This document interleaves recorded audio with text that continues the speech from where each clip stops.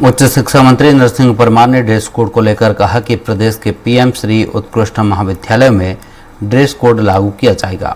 सभी समुदाय के लोगों और छात्र संगठनों से आपसी सहमति लेकर यह फैसला लिया गया है। इसके बाद अन्य शासकीय महाविद्यालय में ड्रेस कोड लागू किया जा सकता है। इसी को लेकर देखिए स्वराज एक्सप्रेस की खास रिपोर्ट।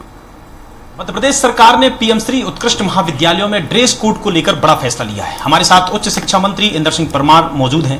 सर, सरकार की तरफ से एक बड़ा फैसला लिया गया है जिसमें पीएम श्री उत्कृष्ट महाविद्यालयों में पढ़ने वाले छात्रों के लिए ड्रेस कोड लागू किया है। उच्च शिक्षा विभाग ने एक विचार विमर्श की प्रक्रिया प्रारंभ की है, क्योंकि राष्ट्रीय शिक्षा नीति में हम उत्कृष्ट महाविद्यालय स्थापित करने जा रहे हैं। हमारे प्रदेश के मुख्यमंत्री का एक महत्वपूर्ण एजेंडा है और राष्ट्रीय शिक्षा नीति के परिप्रेक्ष्य में ही हम सभी कर रहे हैं। राष्ट्रीय शिक्षा नीति भारत केंद्रित है, भारतीय ज्ञान परंपरा पर आधारित है। इन सब बातों को ध्यान में रखते हुए छात्रों के जीवन में भी भारत के दर्शन हो, व्यवहार में भी भारत के दर्शन हो, शिक्षा में भी भारत के दर्शन हो, और इसलिए हमने इन अच्छे संस्थानों में गणवेश के लागू करने का हम प्रयास प्रारंभ किया है। आने वाले समय में सभी वर्ग से विचार विमर्श करने के बाद, सभी छात्र संगठनों से विचार विमर्श करने के बाद हम एक बड़ा निर्णय कर सकेंगे। हमने इसी प्रकार का निर्देश विभाग को दिया है कि सभी से विचार की प्रक्रिया प्रारंभ की जाए। सर, मुख्य तौर से देखा गया था दूसरे राज्यों में जब ड्रेस कोड लागू किया गया तो विशेष समुदाय के लोग विशेष परिधान यानी हिजाब को लेकर विवाद की स्थितियां आई। वहां पर राज्यों में विवाद देखा गया, हिजाब पहनकर लोग जाने लगे। उसको लेकर क्या आपसी सहमति लेंगे समुदाय के लोगों से? देखिए, हमने जो निर्णय कर रहे हैं बहुत विमर्श के बाद में निर्णय करेंगे और उसमें सभी वर्ग के लोग होंगे। इसलिए हमने अपनी जनभागीदारी समितियों को, अपने छात्रों को, अपने अभिभावकों को भी उस निर्णय में सम्मिलित करेंगे और वो यहाँ से गाइडलाइन जारी होगी, लेकिन उसका क्रियान्वयन करने का जो वो होगा वो एक महाविद्यालय होगा, वहाँ का प्रशासनिक व्यवस्था होगी। और इसलिए मैं समझता हूँ कि धार्मिक व्यवस्थाएं इसमें किसी प्रकार का वो नहीं बनेगी। ये एक प्रकार का अपने विद्यालय में अनुशासन पैदा करने के समान भाव आने के लिए गणवेश से, इसलिए मैं सोचता हूँ कोई भी इसका विरोध नहीं करेंगे। सर, हम क्या माने पीएम श्री उत्कृष्ट विद्यालयों के बाद में जो बचे हुए अन्य शासकीय विद्यालय हैं वहां पर भी फिर धीरे धीरे निश्चित रूप से हम पीएम श्री के लिए विचार विमर्श भी कर रहे हैं सबसे।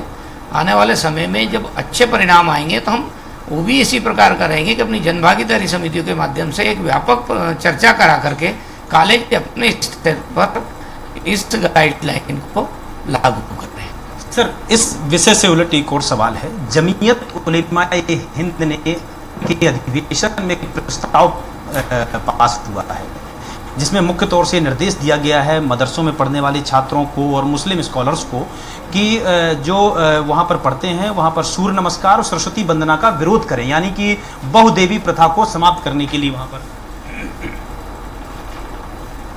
मुझे समझ में नहीं आता है जिन लोगों ने इस प्रकार का निर्णय किया, शायद वो भारत की परंपरा से अनभिज्ञ है। इस देश में हमारे पूर्वजों ने सूर्य को पूजा है, लेकिन पूजने के प्रति भी जो हमारे को कितनी एनर्जी सूर्य देता है, दुनिया में सबसे ज़्यादा यदि सूर्य का लाभ मिलता है तो भारत के लोगों को मिलता है। अगर मध्य प्रदेश में ऐसा संदेश आता है तो क्या मध्य प्रदेश सरकार उनके खिलाफ में कार्रवाई? देखिए, मैं कह रहा हूँ सरकार का तो विषय नहीं बनता है। जो लोग कहते हैं कि हमारा दुश्मन है सूर्य, उस सूर्य से आप ऊर्जा मत लीजिए, आप धूप मत लीजिए, उसका उपयोग मत करिए जीवन में। क्या आज देश सूर्य के बगैर चल सकता है?